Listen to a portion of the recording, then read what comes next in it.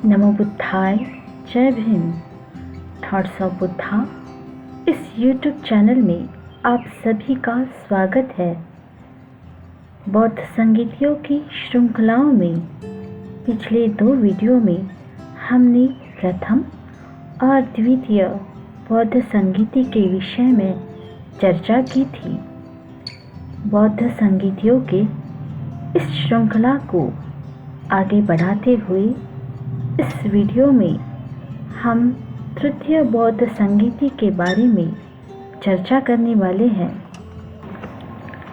त्रिपिटक साहित्य को पूर्ण स्वरूप देने में तृतीय बौद्ध संगीति ने महत्वपूर्ण कार्य किया है।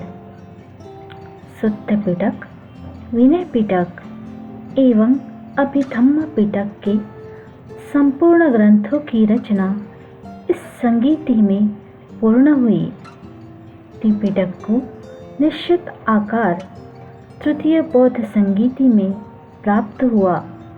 निश्चित ही पाली त्रिपिटक साहित्य का उगम, क्रमिक विकास जानने के लिए जिस प्रकार प्रथम एवं द्वितीय बौद्ध संगीति ने महत्वपूर्ण कार्य किया है, उसी प्रकार त्रिपिटक साहित्य का संपूर्ण विकास जानने के लिए तृतीय बौद्ध संगीति ने भी महत्वपूर्ण योगदान दिया है।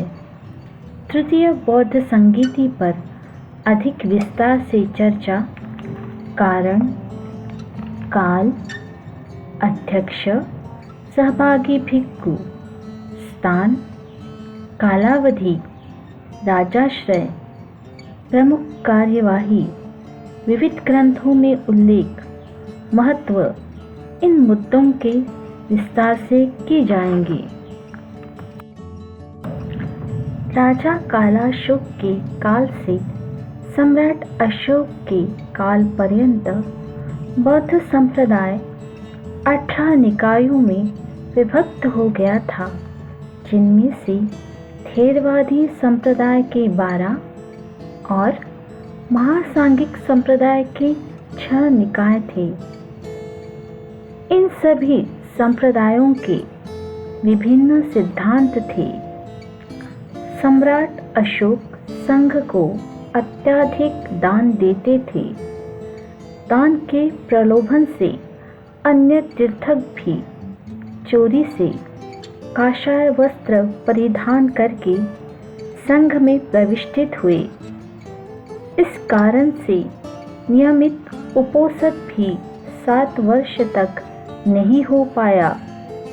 इस परंपरा को पुनः प्रारंभित करने के लिए भेजे गए मूर्ख अमात्य ने कुछ भिक्खुओं की हत्या कर दी। इस घटना से सम्राट अशोक अत्यंत दुखी हुए। उस समय सम्राट अशोक ने मोगलीपुत्र तिस्सस्तवीर से अनुरोध करके तृतीय बौद्ध संगीति आयोजित कराई। उसी प्रकार संघ को विशुद्ध करने के लिए भी तृतीय बौद्ध संगीति आयोजित की गई।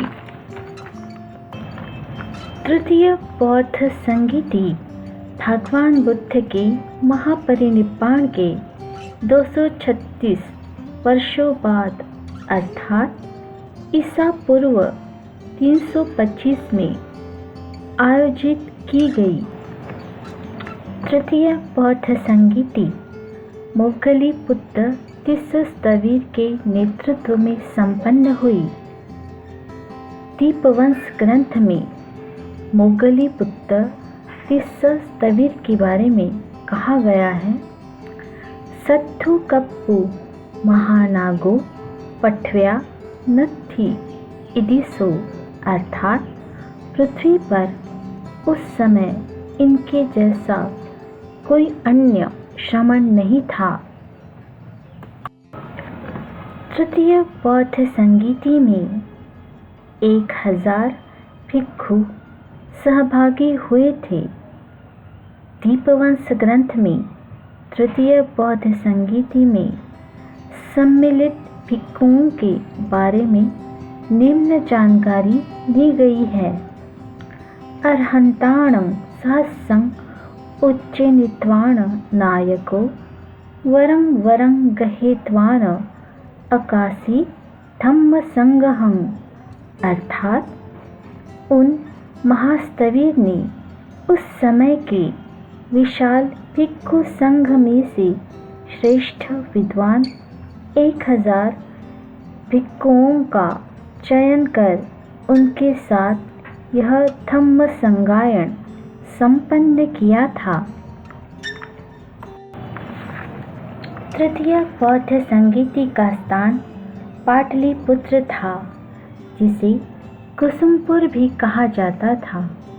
पाटलिपुत्र के अशोकाराम विहार में तृतीय बौद्ध संगीति संपन्न हुई। न मासे ही निष्ठासे ततियो संगहो अयं, अर्थात तृतीय बौद्ध संगीति 9 माह की अवधि में निष्पन्न हुई। आधुनिक पाली विचारवंत भिक्खु धम्मरक्षित, इन्होंने पाली साहित्य का इतिहास इस पुस्तक में तृतीय बौद्ध संगीति के कालावधि के बारे में यही जानकारी दी है कि तृतीय बौद्ध संगीति 9 मास में समाप्त की गई थी।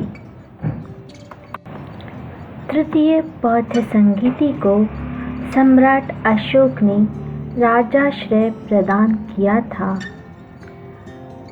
अशोकाराम विहारं धम्मराजेन कारितो, अर्थात तृतीय बौद्ध संगीति अशोकाराम विहार में सम्राट अशोक के संरक्षण में संपन्न हुई। तृतीय बौद्ध संगीति में संघ को विशुद्ध किया गया। स्थेय संवासक भिक्खु के वस्त्रादि भिक्खु चिन्ह वापस लेकर उन्हें संघ से निष्कासित किया गया। 17 संप्रदायों के मतों का खंडन किया गया और कथावस्तु ग्रंथ की रचना की गई। साथ ही विविध प्रदेश एवं विविध देशों में बौद्ध धर्म के प्रचार प्रसार का महत्वपूर्ण निर्णय लिया गया और त्रिपिटक का स्वरूप निश्चित किया गया। विनय पिटक के चूल वर्ग में प्रथम और द्वितीय बौद्ध संगीति का वर्णन किया गया है, परंतु तृतीय बौद्ध संगीति का वर्णन विनय पिटक के चूल वर्ग में नहीं किया गया है। दीपवंश, महावंश, शासनवंश, सद्धम्मा संग्रह, समंत पासादिका इत्यादि ग्रंथों द्वारा तृतीय बौद्ध संगीति के बारे में जानकारी प्राप्त होती है। सत्य पिटक, विनय पिटक एवं अभिधम्म पिटक, इन त्रिपिटक के संपूर्ण ग्रंथों की रचना तृतीय बौद्ध संगीति में पूर्ण हुई। यह कथावस्तु ग्रंथ की रचना द्वारा अधिक स्पष्ट होता है। तृतीय बौद्ध संगीति में संघ को विशुद्ध करने के निर्णय के साथ बौद्ध धर्म के प्रचार प्रसार का अत्यधिक महत्वपूर्ण निर्णय लिया गया।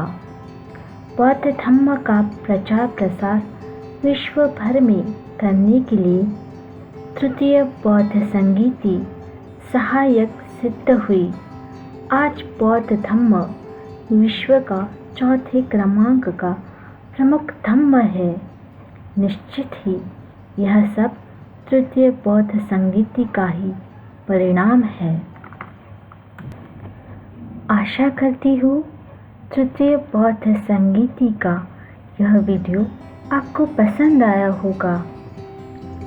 आप बौद्ध धम्म से संबंधित हिंदी और अंग्रेजी के लेख हमारी वेबसाइट www.thoughtsofbuddha.com पर पढ़ सकते हैं। इसकी लिंक नीचे डिस्क्रिप्शन बॉक्स में दी गई है। और हाँ, बौद्ध धम्म के विषय में अधिक जानकारी प्राप्त करने के लिए हमारी वीडियो देखना ना भूलिए और हमारे चैनल को लाइक, सब्सक्राइब और शेयर करना ना भूलिए। धन्यवाद।